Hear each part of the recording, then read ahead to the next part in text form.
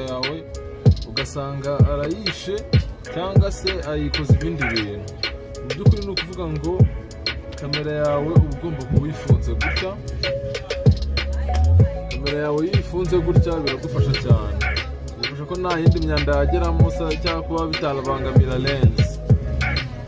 Ayibonye noneho ni ukuvuga gutya, urabanza ugafungura akangaka ugahita ubona gutya miro, noneho warangiza yaba ari lens ya 15mm, iyi ngiyi akaba ari indi lens uri kubona, akaba iyi ngiyi witeguye kujyana nk'ahaporo hatanje niyo witegura.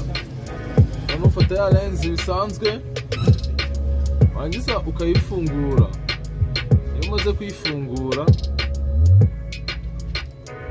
ufata aka kantu k'umutuku kari hano, ukagafata ukakahuzanya, ukabanza ukabihuza hano bikarebana.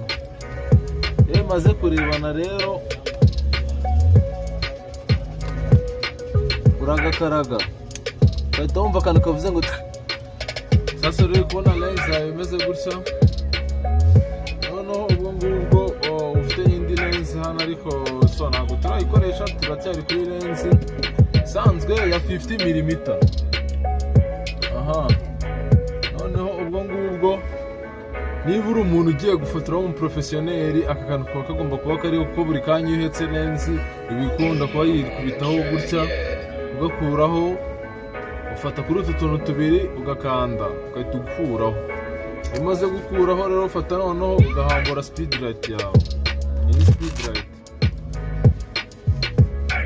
iyi speed light yawe uri kubona gutya ukuntu iba iteye. Barangiza bayicana hano, aba ari ibuto ryo gucana, ukiyandikamo. Uri kubona hano ni mu 8, rero ujya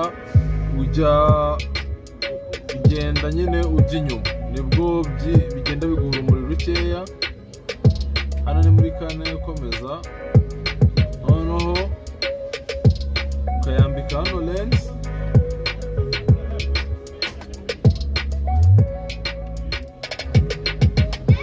Ubona ukanzeho ukuntu bita bitera kabisa.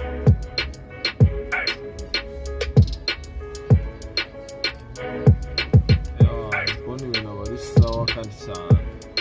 Noneho sasa ngiye kwigisha. Uri kubona hano ibuto ryo gufungura, ubundi ugafungura ukareba ikintu cyawe kabisa ko wagifotora.